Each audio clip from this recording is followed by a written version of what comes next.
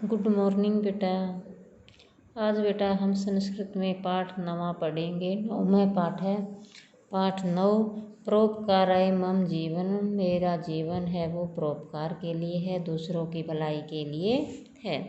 इसमें बेटा ये 3 प्रश्न आपको दिखाए गए हैं। एक तो जल का, दूसरा किसान का और तीसरा सैनिक का। इसके माध्यम से हम बताएंगे कि जो जल है वो क्या है, दूसरों के परोपकार के लिए है, यानी कि दूसरों की भलाई करता है। किसान भी दूसरों की भलाई के लिए ही कार्य करता है और इसी प्रकार से सैनिक भी। देखो बेटा पढ़ते हैं। अहम सरिता अस्मि, मैं सरिता हूँ या नदी हूँ या पानी का स्रोत हूँ। मैं सरिता हूँ, नदी हूँ। अहम जलेन पूरिता अस्मि, मैं जल से भरी हुई हूँ। अहम सौ जलम न पीबामी, मैं खुद का जल नहीं पीती या मैं खुद जल नहीं पीती। अपितु जन्येभ्य सर्वेभ्य यच्छामि, बल्कि दूसरे सभी को देती हूँ। क्या कहती है नदी कि मैं खुद जल नहीं पीती बल्कि अन्य सभी को जल देती हूँ। मम जल, मेरा जल। मम जलम, मेरा जल। स्नानाय, स्नान के लिए। क्षालाय, धोने के लिए। पाचनाय, पचाने के लिए। सेचनाय, सींचने के लिए। च अस्ति, है।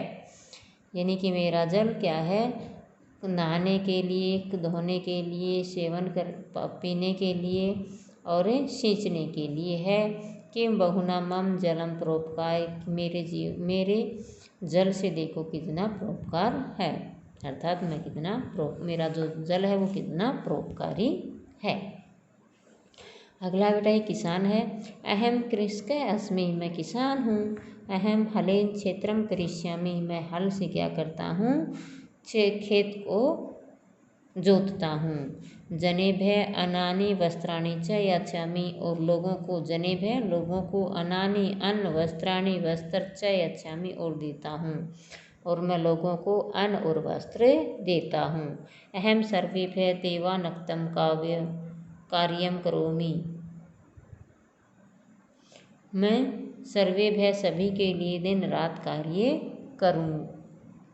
करता हूँ। मम जीवनम परोपकाराय, मेरा जीवन क्या है, दूसरों की भलाई के लिए है। अगला बेटा मम सैनिक अस्मि, मैं सैनिक हूँ।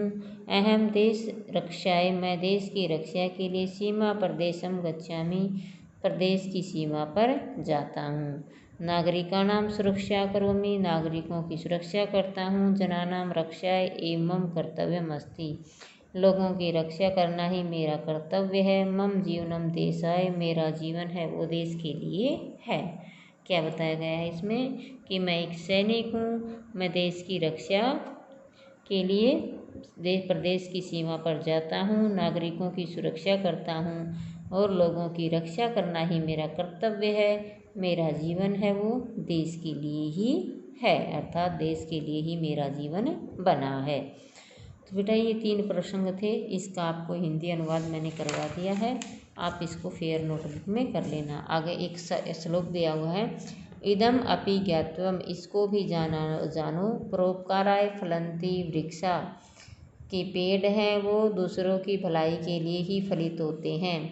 परोपकाराय प्रवहती नदी, नदी भी दूसरों की भलाई के लिए बहती है। परोपकाराय जीवन्ति वीरा, वीर पुरुष भी परोपकार के लिए जीवित रहते हैं। परोपकार्थम इदम शरीरम, हमारा जो ये शरीर है वो भी परोपकार के लिए ही है, भलाई के लिए ही बना है। इसलिए हमें क्या करना चाहिए, दूसरों की जितनी हो सके हमें मदद करनी चाहिए, हमें दूसरों का भला करना चाहिए। परोपकाराय फलंती वृक्षा, वृक्ष हैं वो भलाई के लिए ही फलित होते हैं, अर्थात उन पे क्या लगते हैं, फल लगते हैं। नदी है वो दूसरों की भलाई के लिए ही बहती है, अपने स्वार्थ के लिए नदी नहीं बहती।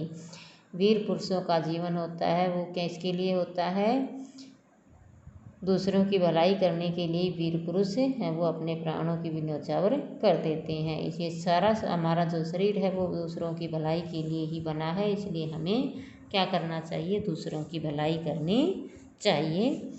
तो ये था बेटा आपका पूरा हिंदी अनुवाद, इसको आपको रीड करना है और अपनी नोटबुक में भी इसका हिंदी अनुवाद आपको लिखना है।